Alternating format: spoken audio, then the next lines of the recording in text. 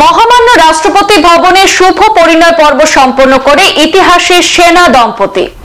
ভারতীয় ইতিহাসে প্রথমবার রাষ্ট্রপতি ভবনে 4 হাত 1 হলো 2 সিআরপিএফ অফিসারের। সূচি নির্ধারিত ছিল আগে, শেষ পর্যন্ত ইতিহাস রচনা করে রাষ্ট্রপতি ভবনের মাদার টেরেসা ক্রাউন কমপ্লেক্সে ঘনিষ্ঠ বন্ধু বান্ধব এবং আত্মীয় পরিজনদের উপস্থিতিতে বিয়ের আনুষ্ঠানিকতা সম্পন্ন হলো সিআরপিএফ দম্পতির। পাত্রী পুনম গুপ্তা, মধ্যপ্রদেশের সিআরপিএফ অফিসার পুনম। এই বিয়ে ঘিরে ঐতিহাসিক এক মুহূর্তের সাক্ষী হয়ে থাকলো রাষ্ট্রপতি ভবন। মহামান্য রাষ্ট্রপতি দ্রৌপদী মুর্মুর উদ্যোগে 4 হাত 1 হলো 2 সরকারি আধিকারিকের। সিআরপিএফ অফিসার পুনম গুপ্তা এই মুহূর্তে রাষ্ট্রপতি ভবনে ব্যক্তিগত নিরাপত্তা আধিকারিক অর্থাৎ পিএসও পদে কর্মরত রয়েছেন। পাত্র অবিনাশ কুমার সেনাবাহিনীর সঙ্গে যুক্ত, জম্মু কাশ্মীরে অ্যাসিস্ট্যান্ট কমান্ড্যান্ট হিসাবে কর্মরত রয়েছেন। উল্লেখ্য, পুনমী প্রথম সরকারি আধিকারিক যার রাষ্ট্রপতি ভবনে বিয়ে হয়েছে।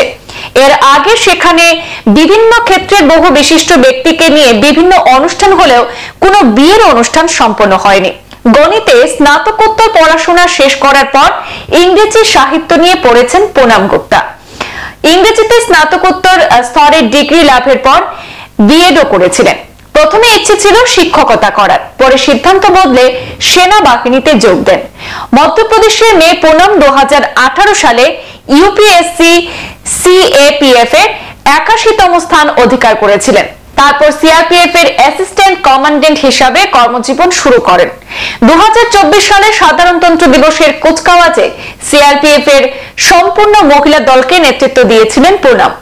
বিভিন্ন সূত্রে খবর, পিএসও হিসাবে পুনমের কাজের উৎকর্ষতা, পেশাদারিত্ব, আচরণ, ব্যবহার এবং নিষ্ঠায় রাষ্ট্রপতি মুর্মু খুশি হয়েছেন।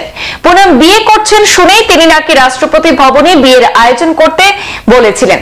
আর সেই মতো গত মাসেই পুনমের বিয়ের অনুষ্ঠানের প্রস্তুতি শুরু করার নির্দেশ দেন রাষ্ট্রপতি দ্রৌপদী মুর্মু। শেষমেশ তিথি মেনে আজ বুধবার রাষ্ট্রপতি ভবনে বিয়ের আনুষ্ঠানিক পর্ব সম্পন্ন করে ইতিহাসে স্থান করেছেন পুনম এবং অবনীশ।